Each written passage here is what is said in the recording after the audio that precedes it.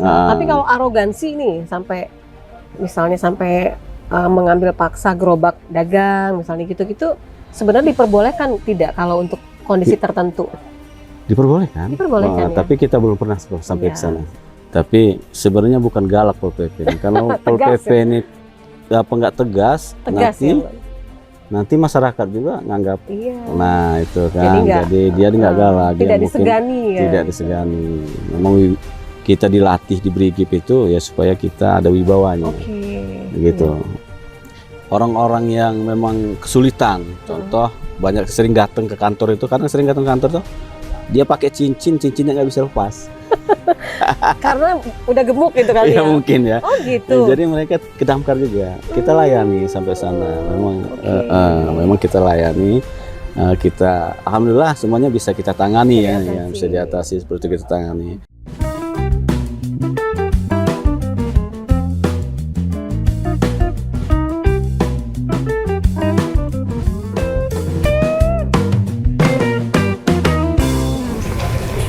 Assalamualaikum warahmatullahi wabarakatuh. Tabi pun. Iya, Bu. Pemirsa, kita berjumpa lagi dalam program kami Bupati Pesawaran Menyapa. Kali ini kami di Pesawaran, tepatnya di satu tempat yang asik banget ya. Belakangnya ini sawah nih. Harusnya kalau sawahnya lagi tumbuh dan mengundang itu bagus sekali. Nama tempatnya adalah Backland ya, Kedai Backland. Lokasinya ada di Desa Bagelen, Kecamatan Gedung Tataan, Kabupaten Pesawaran. Nah, bisa jadi tempat satu nih buat nongkrong nih kalau kamu ke Pesawaran ya. Dan kali ini tema kita adalah kita akan berbincang bagaimana eksistensi dari Satuan Polisi Pamong Praja atau Pol PP dan Pemadam Kebakaran Kabupaten Pesawaran. Saat ini saya sedang bersama Kasat Pol PP dan Damkar, yaitu Bapak Muhammad Asefa Bahria. Assalamualaikum. Waalaikumsalam warahmatullahi wabarakatuh. Terima kasih sudah menyempatkan waktu, Bang. Tempatnya enak ya di sini ya? Iya. Alami sekali ya. Iya. Bang, itu kalau Pol PP itu memang digabung ternyata kalau Pesawaran Pol PP dan Damkar. Iya. Terus ini Bang, sejauh ini eksistensi itu kan masing-masing punya tupoksi beda-beda ya. Bedanya kayak mana yang paling mencolok itu, Bang? Jadi kalau itu saya cerita dulu ya. Ya, boleh silakan, Bang. Jadi kalau untuk kami ini kantor Satuan Polisi Pamong Praja dan Pemadam Kebakaran Kabupaten Pesawaran ini kita punya personil semuanya 567. Banyak ditambah ya? Itu yang honor oke. Yang kemudian yang ASN-nya 33 orang. Nah, itu kita tempatkan di 4 bidang, 1 sekretariat. Oh gitu. Ya, ada 1 sekretariat, kemudian bidang yang pertama itu bidang Trantibung, ketertiban umum dan ketentraman masyarakat. Nah, kemudian yang kedua itu SDA dengan Linmas. Kemudian yang ketiga penegakan peraturan perundang-undangan daerah. Kemudian yang 4 Damkar, Pemadam Kebakaran. Kita bahas satu persatu dulu deh. Iya, satu persatu aja. Kalau Pol PP itu kan masyarakat awam nih taunya Pol PP itu bagian yang ngebubar-bubarin gitu kan, kalau ada kerumunan massa, kalau ada mereka dagang tidak di tempatnya. Padahal sebenarnya tupoksi khususnya apa sih untuk Pol PP ya, ini, tupoksi Bang? kita itu sebentar saya sampaikan tadi untuk ketertiban umum dan ketentraman masyarakat. Ketertiban umum dan ketentraman masyarakat. Itu pertama kita untuk pengawalan. Pengawalan ya. Bupati, wakil bupati ya, kemudian tamu-tamu kita dari pusat ataupun daerah lain. Kemudian kita juga menangani unjuk rasa. Ya kan, kemudian kita juga melakukan pengamanan di tempat-tempat strategis, maksudnya seperti juga kita pengamanan di lalu lintas, membantu lalu lintas dan mungkin juga di tempat-tempat keramaian. Itu yang untuk Trantibung. Kemudian untuk SDA-nya sendiri, nah ini kita kerjasama dengan desa kebanyakan. Oh gitu. Linmas kan, jadi kita kepala desa, biasanya desa itu ada hansip. Nah gitu kita sosialisasi ke mereka, membimbing mereka supaya membantu desa dalam pengamanan Kita di sini sekitar 1.300-an ya hansip ada. Jumlahnya. Nah itu juga kita nanti ikut membantu menangani bencana-bencana. Contoh ke banjir. Iya. Nah, kan nanti kita ada laporan tuh, kita menangani banjir, kemudian pohon tumbang segala macam lah ya, atau ya. Kejadian-kejadian kalau tidak yang diduga-duga tidak ya. duga. Nah, kemudian kalau yang penegakan perda ini, nah ini yang saya sampaikan Mbak tadi, mubar-mubarin segala macam. Nah, itu Iya, memang iya, kita sebelumnya kita sosialisasi dulu, Iya. nggak Oh juga, sembarangan. Iya. itu enggak ujuk-ujuk datang ujung-ujung ya? enggak. Kita sampaikan dulu. Berapa kali itu? Itu bisa Surat 2-3 kali, 2-3 kali kita ya. sampaikan ke mereka gimana tanggapannya gitu loh. Setelah nanti kita sampaikan, mereka penuhi. Biasanya ini kan masalah hiburan-hiburan, tempat hiburan segala macam, Iya. ataupun dia tempat-tempat usaha-usaha ya, tambang kalau tempat kita ini. Nah, kita sampaikan. Nah, itu juga kita kerjasama dengan OPD terkait. Oh, iya. Kita nggak bisa bertindak, Mak, kalau dia tidak ada OPD terkait meminta kita. Gitu. Contoh, kalau dia unras, kita nanti dengan kepolisian, contoh ya. Kemudian dengan Kesbangpol kalau PD-nya. Kalau misalnya dia Linmas dan SDATG untuk bencana-bencana dengan BPPD biasanya kan. Kalau untuk jalan kita dengan perhubungan. Oh iya. Ya, selalu ini. Ya, jadi disesuaikan. Sesuaikan. nanti ya. Kalau dia dengan selain dengan desa ya. Kemudian kalau untuk tadi itu penegakan peraturan undang-undangan, itu kita dengan perizinan biasanya, atau dinas-dinas yang memang dia menangani masalah yang ada PAD lah ya, intinya. Nah, seperti wisata, itu. Wisata, rumah contoh makan. rumah makan kan masuk di Bapenda gitu ya, sama. Seperti itulah kira-kira gambaran secara umumnya. Kan ini kan Pol PP ini sepertinya nggak jauh beda ya. Cara, kemampuan, skill yang harus dimiliki gitu ya. Iya. Jadi seperti aparat gitu kan ya, Bang. Iya. Nah, pendidikan atau pelatihan yang diberikan atau diterima oleh anggota Pol PP ini apa, Bang? Nah, itu tadi di bidang SDA. Untuk sumber daya aparatur. Jadi kita pernah kita pelatihan di Brigip. Oh, di Brigip. Ya, untuk tahun 2025 ini kita rencanakan lagi ada pelatihan lagi Brigip. Berapa hari itu kalau pelatihan, Bang? 5 sampai seminggu lah ya, 7 hari ya.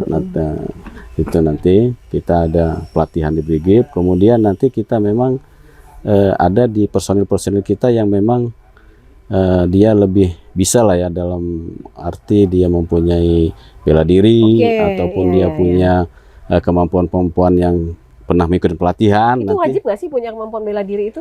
Enggak ya? Ya, kita sebenarnya usahakan supaya ada lah ya, kawan-kawan ini kita supaya ini rencana kita tiap Jumat nanti.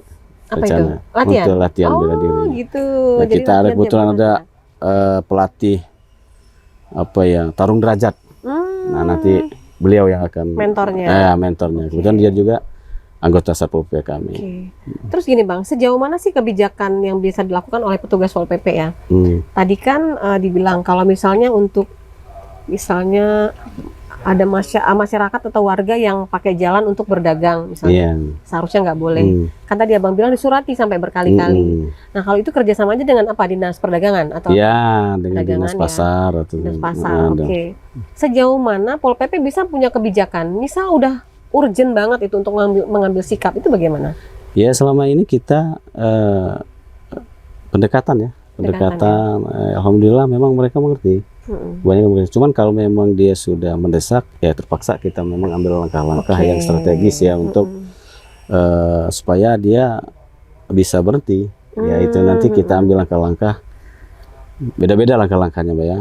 Beda-beda langkah-langkahnya. Cuman selama ini kita bagus-bagus saja, persuasif ya, mereka ikut kok. Seringkali terjadi itu kalau pedagang itu bentrok dengan Pol PP gitu ya. Kalau sampai seperti itu tuh misalnya kenapa ya, Bang, kok sampai seperti itu? Biasanya kalau itu kita menyampaikan mereka mungkin kurang kurang pas lah mungkin ya, atau beragama seperti apa. Saya rasa kalau masyarakat disampaikan baik-baik, mereka mengerti, Pak.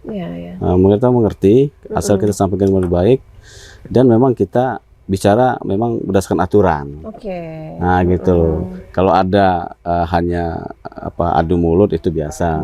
Tapi kalau arogansi nih misalnya sampai mengambil paksa gerobak dagang misalnya gitu-gitu, sebenarnya diperbolehkan tidak kalau untuk kondisi tertentu? Diperbolehkan. Diperbolehkan ya. Tapi kita belum pernah sampai ke sana. Pesawaran sejauh ini aman-aman aman aja, karena kita pedagang-pedagangnya nurut gitu loh, bukan di kota ya banyaknya. Gitu. Tapi antisipasi itu tetap dilakukan ya, Bang? Tetap kita pasti dilakukan. Bidang tadi kita bidang apa nih, SDA kita udah bahas. Tratibum. Kemudian penegakan peraturan perundang-undangan sudah ya tadi ya. Tapi nanti kita bisa bahas lagi. Kemudian damkar. Kita masuk di damkar ya. Jadi uniknya di pesawaran ini pemirsa, Pol PP dan damkar itu jadi satu. Sebenarnya dia sangat berkorelasi tidak ya, damkar dengan Pol PP ini? Ya, ini kan aturannya memang dibuat seperti itu.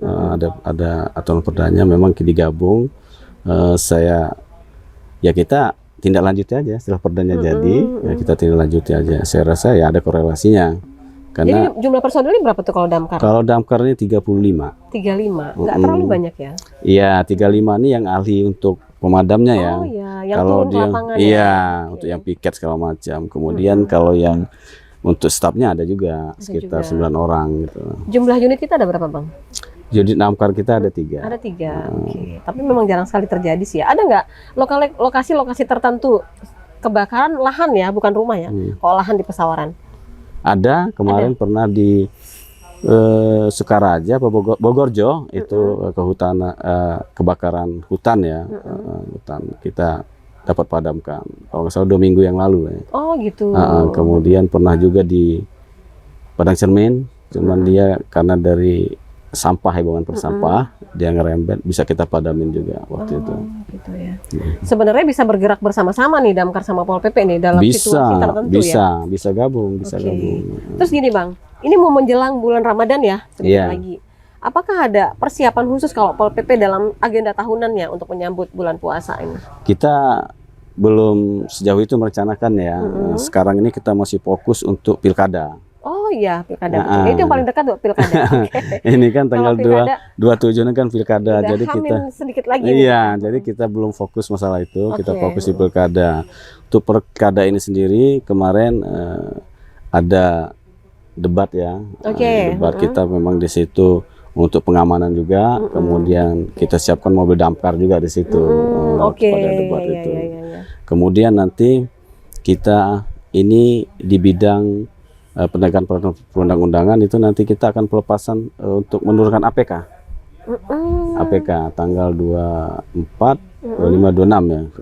3 hari waktu kita untuk melepaskan APK. Ini dibantu oleh Pol PP yang ada di kecamatan. Oh iya, saya sampaikan juga, jadi Pol PP ini tersebar, Mbak. Gitu. Oh, dia tidak bukan di kantor kami saja. Mungkin saya terangkan sedikit lah ya. Jadi kami ini tersebar itu di 11 kecamatan. Dalam satu kecamatan ada berapa personil? Ada 5, ada 6. Pasti ada itu. Dan di situ ada juga namanya kasih terantip. Kemudian kita juga ada sebangsa Intel Pol PP itu juga tersebar. Jadi dia nggak pakai seragam? Nggak. Tapi kalau dibutuhkan dia pakai seragam atau kan. Ada, Pak. Jadi namanya apa tuh? Intel. Ya, Intel Pol PP. Jadi nanti dia menyampaikan langsung ke kasat atau ke sekretaris hal-hal yang terjadi gitu. Jadi kita sudah tahu duluan ya berita. Iya, bocorannya, ngasih bocorannya ya, mata-matanya lah gitu. Iya. Nah, untuk ini sendiri persiapan pilkada inilah yang memang kita siapkan benar sampai dengan kita menyiapkan 150 personil. Nanti kalau ada unjuk rasa. Kita sudah persiapkan itu. Kan tadi di kecamatan itu masing-masing kecamatan ada 5. Belum lagi kalau di rumah dinas kepala daerah. Ada, ya betul. Itu masing-masing berapa orang? Ada yang 10. Oh, banyak juga. Tapi mereka sip-sipan ya? Sip-sipan, ada yang 15 gitu kan. Ada yang cuma 5. Kan sip-sip tuh kan. Mereka sip sehari, nanti libur sehari, nanti masuk lagi, libur lagi sehari. Nah, kalau mereka ditempatkan di situ, kan aslinya mereka dari kabupaten kan? Iya. Itu ada nggak saatnya mereka memang harus wajib lapor atau itu nanti mereka kantor? Kita minta absen ya. Absen manualnya misalnya mereka ngantar nanti absen manualnya. Dan kita juga ada pengawas. Jadi kita mengawasi mereka, nanti tiap tempat itu diawasi. Itu bisa jadi seminggu 3 kali. Kadang-kadang. Maksudnya mengawasi ini kerja nggak nih mereka nih? Iya, kerja Bang. Jadi pengawasan itu bisa pagi, bisa siang, bisa malam. Jadi sehari mungkin bisa 2-3 kali itu. Waktunya nggak tentu. Nggak tentu. Gitu. Ya kalau waktunya tentu, nanti mereka tahu kan. Iya, begitu ternyata ada. Tapi yang melakukan bukan Intel, beda lagi nih. Pengawasnya lagi. Beda, ada pengawasnya. Baiklah. Jadi kerjanya itu kalau dia kan kita kalau datang ke rumah dinas kepala daerah, ketua DPRD gitu ya, mereka pasti ada petugasnya. Ada. Dan mereka ini tidak terlibat yang untuk bagian kerusuhan, beda lagi.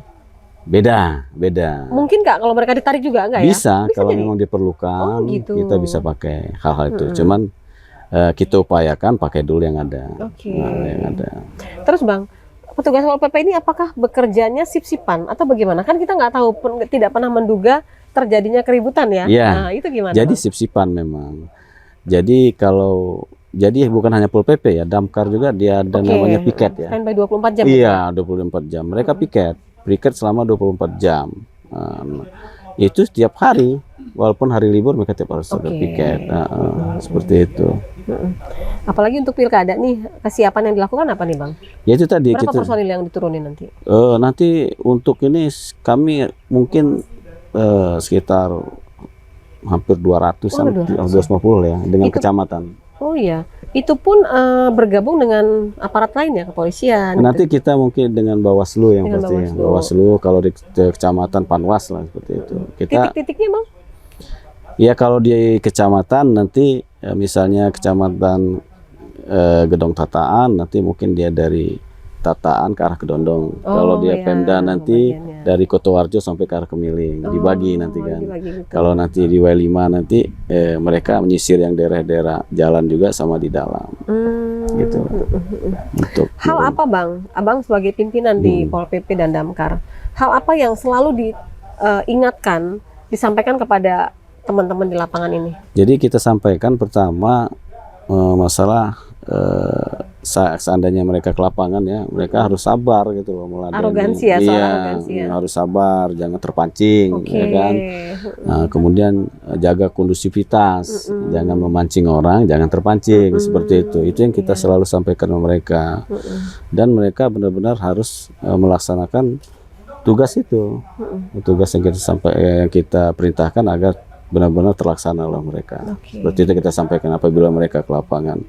Dan kita juga sering kadang mengadakan semacam rakor lah ya, rapat di satuan. Kita sampaikan ke mereka untuk tetap disiplin, disiplin itu. Hal itu yang menjadi pesan selalu ya, karena kan masyarakat itu tanda kutip ya Bang, kadang-kadang sudah memvonis kalau namanya petugas Pol PP ini pasti arogan. Pasti galak, gitu ya. Jadi apakah itu yang menjadi perhatian khusus juga supaya jangan menghilangkan image jelek? Iya, kita seperti itu. Tapi sebenarnya bukan galak Pol PP ini. Kalau Pol PP ini nggak tegas nanti masyarakat juga nganggap. Nah itu kan. Jadi dia nggak galak. Tidak disegani. Tidak disegani. Memang kita dilatih di Brigip itu ya supaya kita ada wibawanya. Gitu. Sampai di situ dulu, kita break dulu ya Bang. Pemirsa, kami akan kembali lagi melanjutkan bincang kita dalam Bupati Pesawaran Menyapa bersama Kasat Pol PP dan Damkar Kabupaten Pesawaran. Jangan kemana-mana, kami akan kembali sesaat lagi.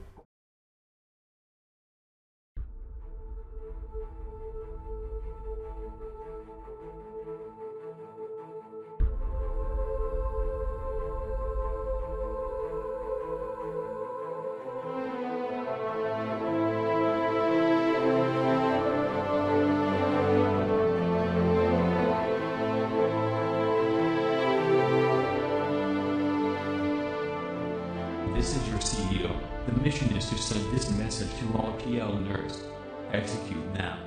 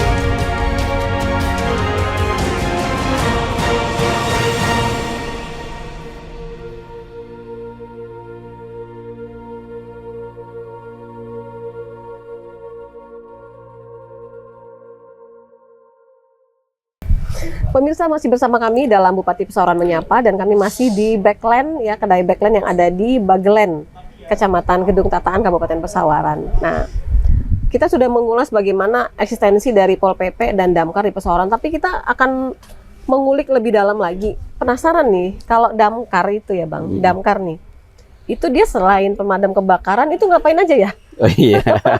Kalau Iya, nunggu, kalau kerjanya nunggu ada kebakaran dulu kan? iya, Kan kan sementara jarang kita- ya. Iya, jarang Iya, sekali. Itu iya. gimana Bang? Bisa dijelasin Ya nggak? sebenarnya Damkar nih banyak sekali kegiatannya. Jadi dia melayani masyarakat ya. Contoh ada hewan-hewan masuk rumah seperti ular, itu mereka ngadu ke Damkar. Oh, pernah kejadian? Pernah sering. Oh, gitu. Kemudian ada hewan-hewan buas lah kayak biawak segala macam, ya tetap kita. Kucing masuk sumur pun lapor ke kita. Oh iya, iya, Ya, iya, iya. kita ngambil kucing tuh di sumur tuh kan. Kemudian selain itu orang-orang yang memang kesulitan, contoh banyak sering datang ke kantor itu, karena sering datang ke kantor tuh dia pakai cincinnya nggak bisa lepas. Karena udah gemuk gitu kali Ya ya? mungkin ya. Oh gitu. Jadi mereka ke Damkar juga. Kita layani sampai sana. Memang kita layani. Kita alhamdulillah semuanya bisa kita tangani ya, yang bisa diatasi seperti itu kita tangani. Selain itu juga kegiatan Damkar ini mereka juga sering mengadakan sosialisasi, khususnya anak-anak ya, ibu SD, TK itu kan Oh iya, suka berkunjung suka ya? berkunjung, minta lah. Iya, iya. Ada simulasi gitu kan, Oke. kadang-kadang ngasih contoh, ngasih pengertian dini ke anak-anak kalau ada kebakaran begini Oh begini iya, kan. oke. Kemudian Jadi ada edukasinya juga tuh ya? edukasi ke anak-anak. Ya. Kemudian lebih jauh lagi Damkar ini sendiri dia kalau ada bangunan-bangunan mereka kadang-kadang dipinta untuk melihat ini dia untuk apa namanya pengamanan untuk apa sih? Aduh saya lupa dia itu untuk pemadamnya, kebakaran yang kecil itu ya. Oh iya, iya, iya, iya. Ampar kebakaran seperti itu. Itu Bang, petugas itu punya keahlian sendiri-sendiri atau enggak? Jadi petugas ini Kan kan ada yang harus misalnya manjat-manjat ke, Iya. gedung sampai bertingkat-tingkat, itu gimana? itu ada pelatihannya. Apa latihannya ya? Kita dari 35 itu sekitar 23 orang itu memang sudah melakukan pelatihan ya. Sudah dianggap layak lah ya Jadi untuk siap itu. ditempatkan di kejadian kebakaran dimanapun? Iya, kebakaran sampai cerita saya tadi menangani hewan-hewan ular segala macam, mereka ada pelatihannya. Oke. Nah, dan rencana tahun depan Pak Bupati juga minta supaya nanti ditambah lagi personil yang belum pelatihan untuk melakukan pelatihan nanti. Supaya mereka punya skillnya ya. Iya, mereka punya skill. Itu pemadam. Banyak sekali kegiatannya. Tapi Bang, itu kan kejadian itu tidak pernah kita duga ya kan kalau kayak gitu. Artinya kan mereka memang harus standby 24 jam. Iya. Ada batasan usia nggak kalau misalnya dia kebakaran tingkat tinggi itu jangan yang atau Iya. jangan yang sakit jantung. Iya. Kita lihat juga. Ada tes kesehatannya juga. Iya, ada. Jadi kita lihat yang kita pakai itu untuk di lapangan itu yang masih energik, yang masih muda-muda, yang kita lihat masih sehat ya, yang punya keahlian. Kalau yang sudah umurnya sudah agak ini biasanya kita di tempat aja, jadi staf lah ya. Kita pakai yang memang di lapangan ya, itu di lapangan. Tapi yang misalnya sudah tua ini kan mereka sudah banyak pengalaman. Betul. Sehingga mereka nanti akan menurunkan pengalaman-pengalaman yang lebih mudah, seperti itu aja. Iya, gitu ya.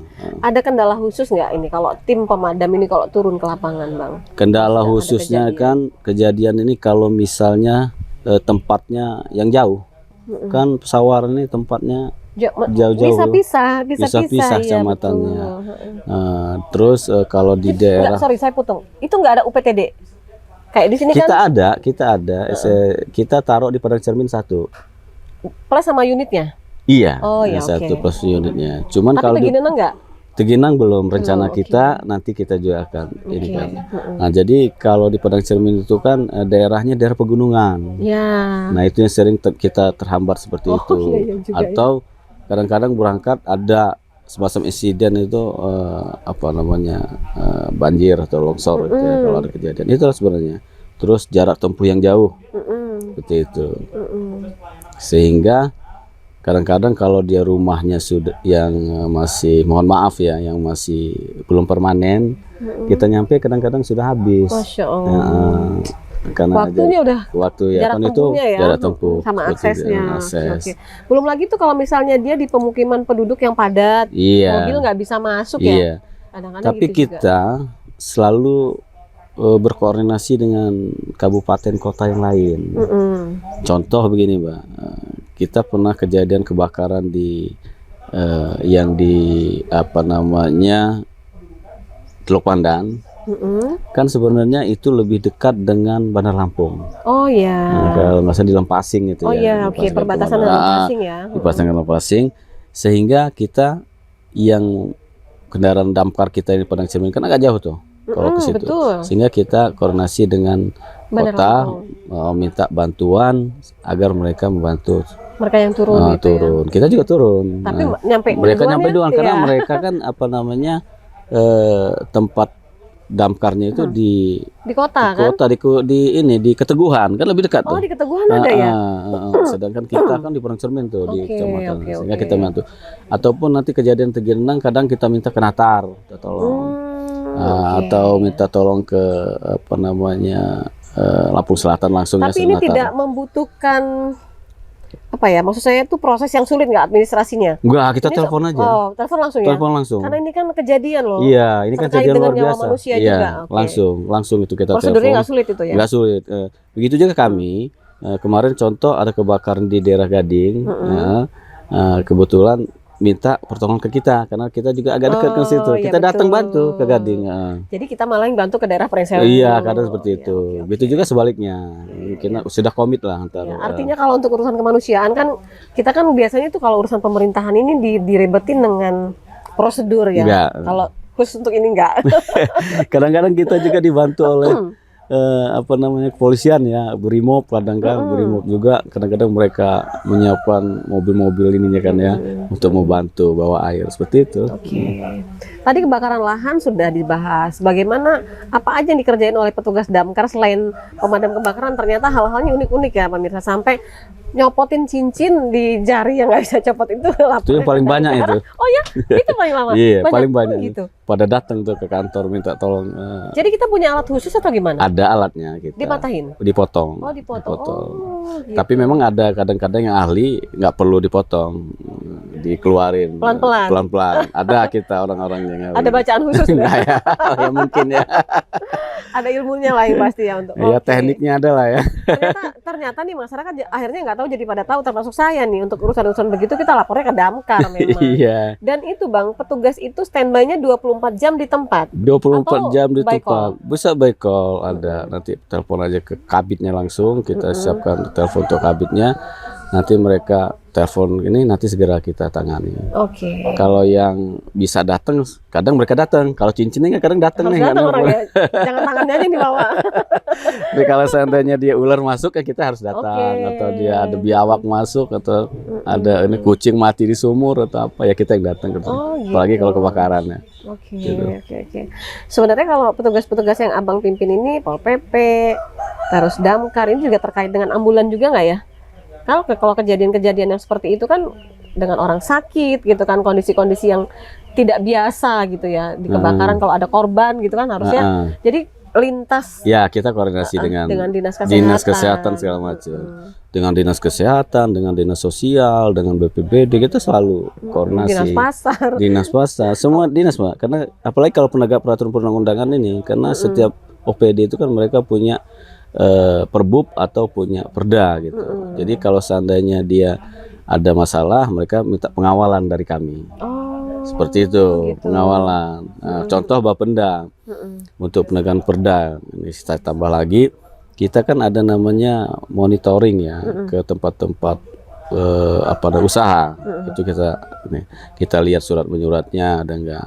Nah, kemudian setahun itu 4 kali dengan Bapenda langsung. Oh. Jadi Bapenda sudah memetakan Jadi mana itu nih yang belum teragenda ya? teragenda, memetakan mana-mana pelaku-pelaku usaha yang agak bandel gitu kan. Oh ya. Jadi dia mereka Disetorin ke sini ya. kita berangkat dengan mereka. Oh gitu. Kita datang ke mereka, kemudian minta tolong supaya yang ngomong nanti dari pihak Pol PP. Nah, kita ya baik-baik aja ngomong mereka. Kita sampaikan bahwa ya, Bapak Ibu ini melanggar, seandainya nanti tidak dibayar, ini khususnya pajak atau retribusi ya. Nanti ini terpaksa kita segel gitu, kita sampaikan. Mereka ya siap kami bayar akhirnya. Tapi gitu. kalau untuk melakukan penyegelan ya, penyegelan itu tahapannya seperti apa, Bang? Kan tidak boleh serta-merta menyegel ya. Iya. Harus ada surat tugas dan lain-lain itu. Iya, gimana, Bang? kita harus ada laporan dulu pertama, laporan dari masyarakat atau dinas, kemudian kita berhubungan dengan dinas-dinas terkait, kita rapatkan dengan pimpinan, asisten, basekda, langkah-langkah yang harus kita tempuh. Kita sampaikan dulu ke mereka, kalau memang tetap tidak ada tanggapan, akhirnya kita segel. Itu segel juga kita sendiri nanti dengan OPD terkait datang. Oke. Dan pada saat penyegelan itu kan juga menyiapkan pasukan antisipasi kalau Lah itu ada perlawanan udah disiapkan, dari pihak kita siapkan, makanya kita siapkan sekitar 150 orang yang untuk jaga-jaga. Iya, itu yang muda, yang masih energik, yang punya bela diri lah ya. Tapi kasus yang paling sering terjadi terjadi ya dialami oleh petugas Pol PP kita apa, Bang? Kasus-kasus di Pol PP ya. Yang paling sering dilakukan. Kalau paling sering sih nggak ada Nggak ada ya. Paling kita ini kan Karena pesawaran ini aman-aman aja sih jauh ini. Kalau unjuk rasa ya kadang-kadang saja. Nah ini kan mungkin habis pilkada nih ya kita harapkan tidak ada ya. Cuma kita antisipasi seperti itu. Tapi sejauh ini yang terjadi adalah semuanya masih kondusif. Masih kondusif, alhamdulillah masih kondusif. Kembali ke pilkada nih, Bang. Ini kan memang sesuatu yang harus mendapatkan persiapan yang benar-benar matang ya. Tidak hanya Pol PP, pihak kepolisian pun melakukan persiapan pengamanan. Kita bergabung dengan mana nih, Bang? Jadi siapa begini, aja?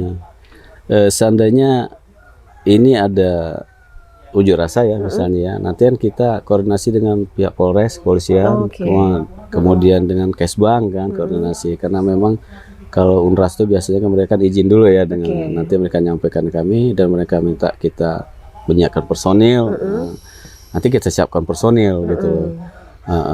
Kalaupun dia harus terjadi, ya kita sudah ke lapangan, sudah mengamankan lebih dulu lah, gitu. Ini sebagai komandannya nih harus standby di mana aja?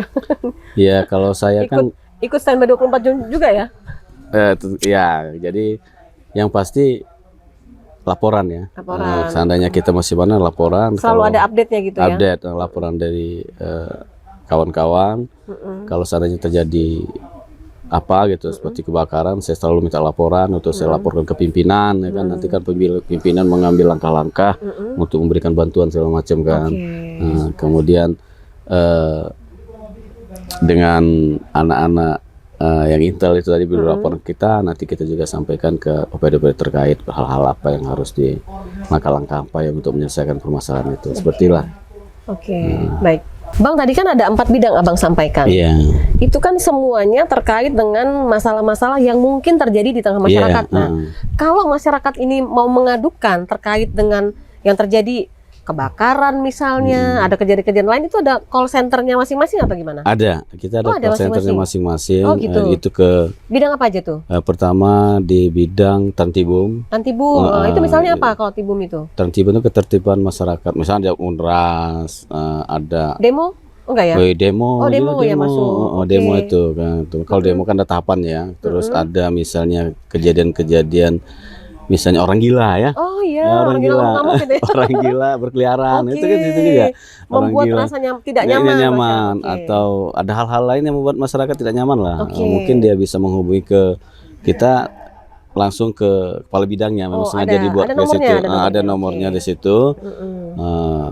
Selanjutnya untuk sumber daya aparatur perlindungan masyarakat Linmas misalnya ini kalau misalnya ada pohon tumbang membutuhkan ini karena bantuan itu ada juga kita ke kepala bidangnya langsung juga. Itu pohon tumbang. Kalau banjir beda lagi? Banjir bisa kita datang juga. Cuma nanti dari bidang ini kan berkolaborasi ya.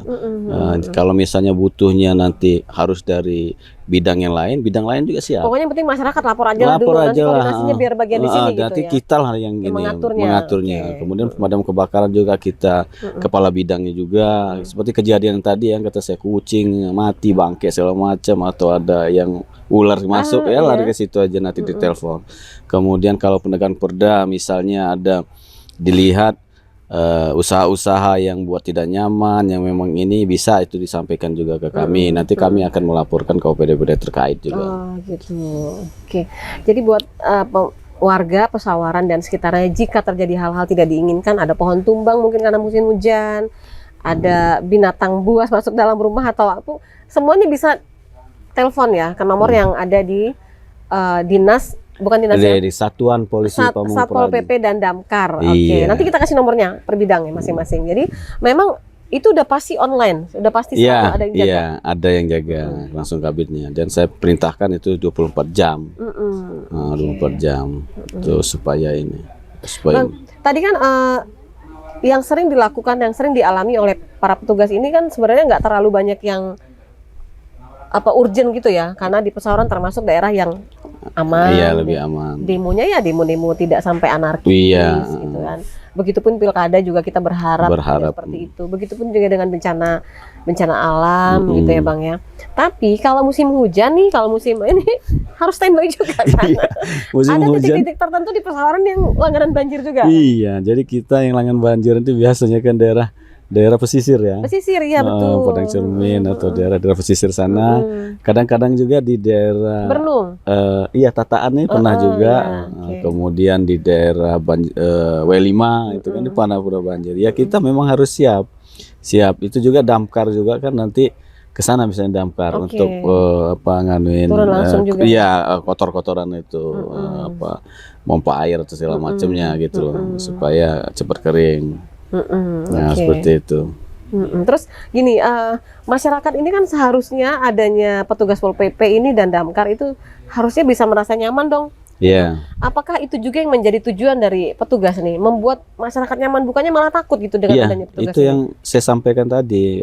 Seandainya kita bertugas ada surat perintah, usahakan kita sebaik mungkin dengan masyarakat, Iya. supaya masyarakat itu merasa Komunikasinya ya. nyaman. Nah, komunikasinya lebih baik, baik-baik aja. Kalau misalnya kelihatan tegas, ya mungkin sudah karena latihan ya. Tapi kalau bahasa yang baik segala macam itu kita sampaikan sehingga masyarakat merasa aman. Ya itu kita harapkan. Jadi masyarakat juga untuk melapor ke kita tidak ada pikiran yang macam-macam, gitu kan? Bahkan ini apa sih yang harapannya ditumpukan gitu ya, bahwa Iya, bisa gitu, membantu. ya. Ya kita memang bertugas ini kan untuk membantu masyarakat Iya. intinya. Kita Oke. bertugas ini perintah dari atasan kita Pak ya untuk membantu masyarakat sesuai dengan tugas foksi kita dan peraturan undang-undangan seperti itu. Baik, sebelum kita tutup Bang, mungkin 1 menit terakhir atau 1-2 menit terakhir, apa yang ingin Abang sampaikan terkait dengan pekerjaan yang dilakukan oleh Pol PP dan Damkar di Kabupaten Pesawaran? Bang? Ya, pertama harapan saya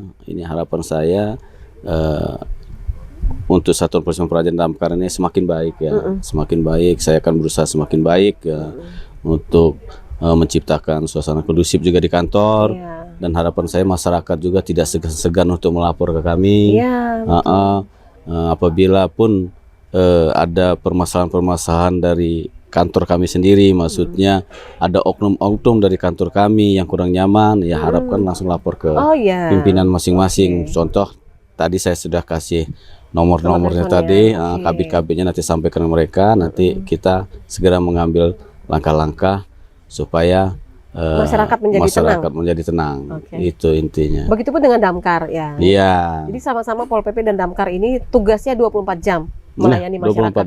24 jam. Oke. Kita ada yang piket-piket, dan kita tetap melayani ya masyarakat kalaupun ada.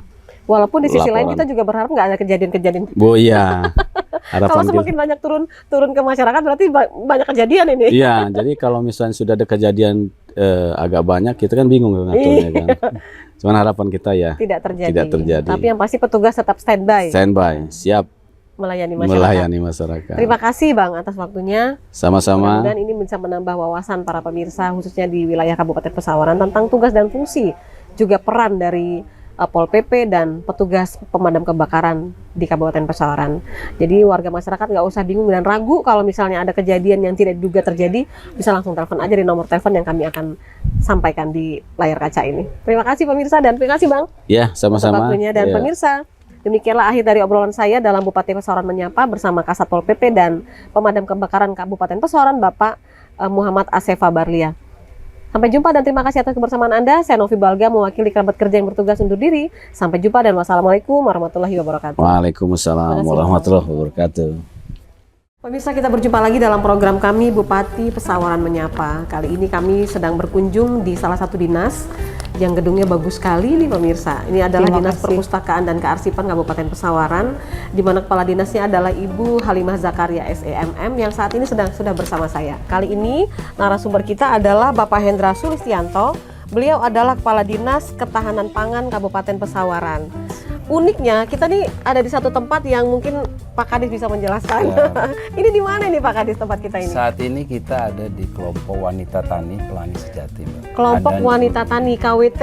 Pelangi KWT, Sejati, Pelangi Sejati di desa Sukaraja, Kecamatan Gedong Tataan. Oh, kali ini kami berkunjung ke satu dinas yang tempatnya bagus sekali di sini ya. Kami berada di depan pintu masuknya, yaitu Dinas Penanaman Modal dan Pelayanan Terpadu Satu Pintu atau yang disingkat dengan Dinas PMPTSP.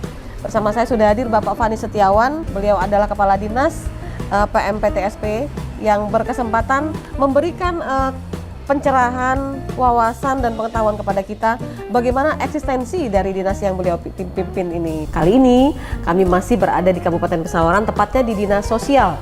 Dan bersama Bapak Kadis yaitu Bapak M. Zuryadi MH. Dan tentu saja kita akan berbincang seputar eksistensi dari Dinas Sosial ini. Ya, kali ini saya bersama Kepala BKP SDM atau Badan Kepegawaian dan Pengembangan Sumber Daya Manusia Kabupaten Pesawaran Bapak Awaludin SEMM. Dan pemirsa, kita akan mengenal lebih dekat bagaimana kinerja dari BKP SDM Kabupaten Pesawaran ini. Sebelumnya juga saya ingin menyampaikan bahwa Badan Kepegawaian dan Pengembangan Sumber Daya Manusia merupakan unsur penunjang urusan pemerintahan di bidang kepegawaian dan pengembangan sumber daya manusia, serta pendidikan dan pelatihan yang dipimpin oleh Kepala Badan yang berkedudukan di bawah dan bertanggung jawab kepada Bupati melalui Sekretaris Daerah. Kali ini kami berkunjung ke Dinas Perindustrian dan Perdagangan Kabupaten Pesawaran, pemirsa.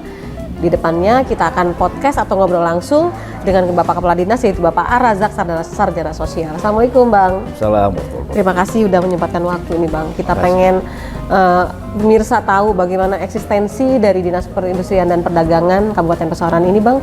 Mungkin kita bisa mulai dari program ya Bang ya, program-program kerja yang dilakukan dalam setiap tahunnya itu apa Bang? Dan kali ini mewakili Bapak Bupati untuk menyampaikan bagaimana kinerja dan program kerja dari seluruh OPD yang ada di Kabupaten Pesawaran. Kita bersama dengan Kepala Dinas PUPR Kabupaten Pesawaran Bapak Zainal Fikri. Tapi kita akan berbincang tentang bagaimana kinerja dari Dinas PUPR untuk tahun 2023 hingga tahun 2024 gitu ya Pak Fikri. Betul. Secara keseluruhan Pak, kalau Dinas PUPR ini meliputi bidang kerja apa aja sih Pak? Kali ini kami akan hadir dengan Kepala Dinas Perkebunan dan Peternakan Kabupaten Pesawaran, Bapak Dedi Noviansah Effendi, SPTMM. Kita akan berbincang bagaimana eksistensi dan kinerja dari Dinas Perkebunan dan Peternakan Kabupaten Pesawaran. Kali ini kita akan berbincang bagaimana eksistensi dari BPBD Kabupaten Pesawaran, dan kita sudah bersama dengan Kepala BPBD Kabupaten Pesawaran Bapak Sopian Agani. Kita pengen tahu ya pemirsa bagaimana kesiapan yang dilakukan dari pihak BPBD Kabupaten Pesawaran ketika ada bencana. Nah,